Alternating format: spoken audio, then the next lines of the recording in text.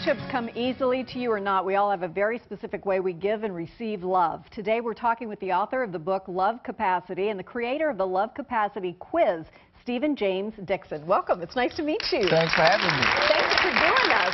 So how did you formulate the Love Capacity? What led you to this? What happened was I started doing marriage counseling for my first book, and I developed principles about relationships. When I was doing counseling, I started running into the same issues over and over and over again. I started grabbing those statements, grouped them into different groups, and just basically put the quiz out there, went through a bunch of different iterations, got about 65,000 quiz taken so far. Wow. Over like 5 years. And I just kept analyzing and analyzing. So say, for example, we have 10,000 people that scored a 4 on the quiz. I will email those 10,000 people and say, tell me your love capacity, tell me your history with relationships, your marriage, what's going on with you. And I tried to summarize those things and put them all in the quiz. And so in terms of the book and your counseling, do you have like a basic theory or kind of a bottom line for men and women? I have so many of those. the key one first, I think, is all marriages, all relationships are either successful or they fail based solely on the leadership of the man. The first thing I want to do hold on. Wait like that already. Say what? All marriages, all relationships are either successful or they fail based solely on the leadership of the man. What do you mean by that? Well, leadership, what I mean is by men, I want you to exhibit that you can compromise, that you can negotiate. I want you to exhibit. I'm liking this better as we get the explanation. Right. And I'm not talking about Caesar or dictators and all that kind of stuff. I'm talking about taking responsibility. In every unit, organization, structure, someone's responsible. There's too many marriages that end in, say, irreconcilable differences. I want to eliminate that. I want men to start taking responsibility. So with the husbands in marriage, I compare them to the coaches of the football team. I compare them to the CEOs of the company. I compare them to the President of the United States. Someone has to take responsibility. Well, who am I? Am I vice president? You're vice president. Really? Everything. I thought you have the skills for the president. I was co-president. Yeah. It's about taking responsibility. And but both parties do, and that's essentially what you mean. And it's definitely not about eliminating the responsibility or need of woman. It's more about getting someone to say, hey, if there's a problem, I'm going to be the first to step up and say, hey, I'm sorry, so I can start communication to resolve the problem. And if both people do that, you will resolve the problems. Right. That's even better. You will resolve the problems. So we had some people take the quiz.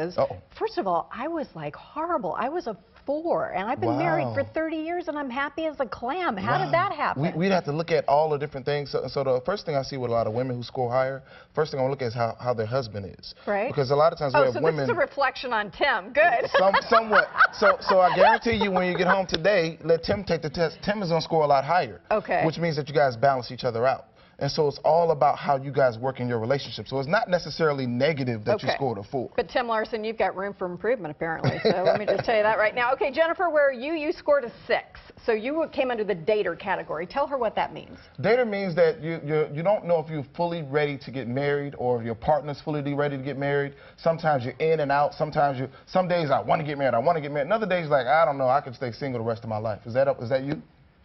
You are spot on. And Stephanie came up with a 7, which puts her in the friend category. Oh, she's a heartbreaker.